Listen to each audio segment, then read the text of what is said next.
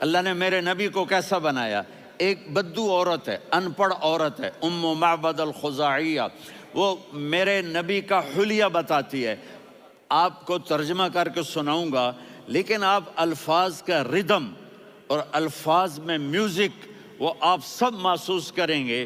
وہ بدو عورت کہتی ہے رأیت رجلا ظاہر الوضاء ابلج الوجه حاسن الخلق لم تعبه ثجلة ولم تزر به سعلة وصيم قصيم في عينيه دعج في أشفاره وطف في صوته سحل في لحيته كثافة في عنقه سطع وصيم قصيم أكحل أحور أزج أقرن إن تكلم علاه البهاء وإن سكت فعلاه الوقار وكأن منطقه خرزات نظم ينحدرن۔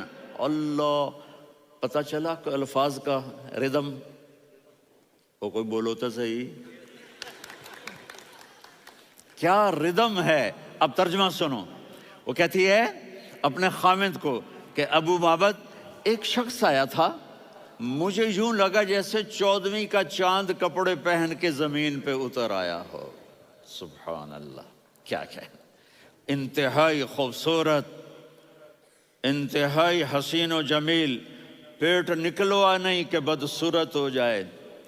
کہا اتنا خوبصورت تھا کہ سر سے پاؤں تک حسن اس کا غلام تھا، خوبصورتی اس کی باندھی تھی، اور میں جدھر سے دیکھتی تھی مجھے حسن ہی حسن نظر آتا تھا، اور جب میں اس کے چہرے پر دیکھتی تو میری آنکھ نہیں بھرتی تھی، میرا جی چاہتا تھا میں دیکھتی جاؤں دیکھتی جاؤں دیکھتی جاؤں، میرا دل نہیں بھرتا تھا۔ کون؟ وسیم۔ وسیم اسے کہتے ہیں جس کو دیکھنے سے دل نہ بھرے۔ قسیم، جدھر سے دیکھو حسن ہو، اسے کہتے ہیں قسیم، کہ اس کی آنکھیں بڑی موٹی، احور، ادعج، اشکل، انجل، ابرج، اہدب، یہ سب میرے نبی کی آنکھوں کی تعریف ہے۔ ان 5-6 الفاظ کا ایک مطلب ہے کہ اللہ نے کائنات میں ایسی حسین آنکھ کسی کی بنائی نہیں تھی۔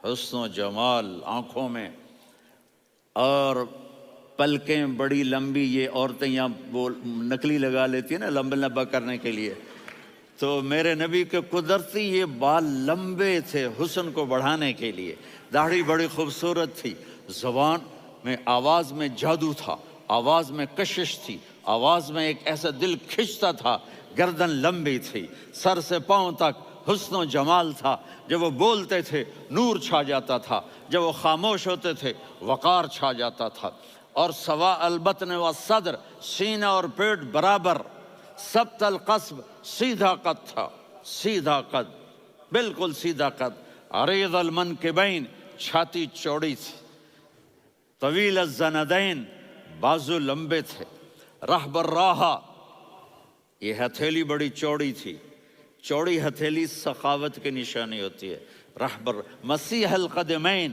پاؤں اتنے نرم تھے لگتا تھا اس پر تیل لگا ہوا ہے، اور پانی اس سے یوں نیچے چلا جاتا تھا، اور یمشی تکفین، کندھے جھکا کے چلتے تھے۔ اللہ اکبر، یہاں 4 آدمی سلام کریں تو آدمی یوں ہو جاتا ہے، اور میرے نبی کو فرشتے سلام کر رہے ہیں اور آپ یوں چلتے تھے، ایسے ایسے چلتے تھے، تھوڑے سے کندھے جھکا کے چلتے تھے، ایسے آپ کبھی نہیں چلے۔ جو دیکھنے میں ایسا حسین ہو اس سے پیار کیوں نہ کیا جائے؟ خاندان اونچا ہو تو آدمی اس کی قدر اور عظمت کرتا ہے۔ میرے نبی کا خاندان کیا ہے؟ میرے نبی نے فرمایا اللہ نے آدم کی ساری اولاد سے عرب کو چنا، عرب کی ساری اولاد سے مضر کو چنا، مضر کی ساری اولاد سے قریش کو چنا، قریش کی ساری اولاد سے ہاشم کو چنا، اور ہاشم کی ساری اولاد سے اللہ نے مجھے چنا۔ میں سب سے اعلیٰ خاندان کا ہوں، عالی نسب ہوں۔ میرے اللہ نے میرے 10 نام رکھے ہیں، میں محمد، میں احمد، میں ماہی، میں حاشر، میں عاقب، میں فاتح، میں ابو القاسم، میں طٰہٰ، میں یاسین۔ ان سے پوچھو، میں ایک مثال دیتا ہوں، محبت ہوتی ہے نا، چھوٹا بچہ گود کا، میرا چاند، میرا دلارا، یہ اس کا بچہ ہے بٹن جتنا، یہ نبیل کا اتنا سا ہے، تو اس کو کبھی یوں اٹھاتا ہے، کبھی یوں اٹھاتا ہے، کبھی یوں اٹھاتا ہے، کبھی یوں اس کو لوریاں دیتا ہے، میرا چاند، کالا ٹٹ میرا چاند، میرا چاند، میرا چاند۔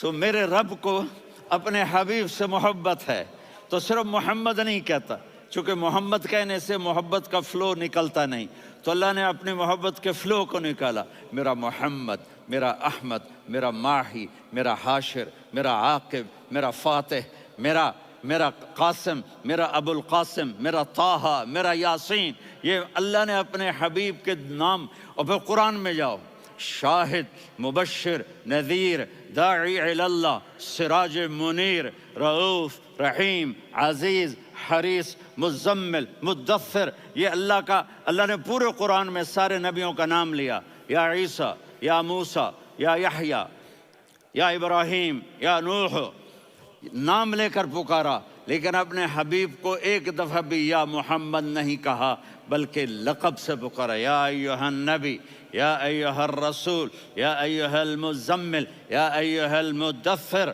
میرے رب نے اپنے حبیب کو ساری نسلوں میں سب سے عالی نسل بنایا۔ اگر اپنے نبی سے پیار نہ کریں تو کس سے پیار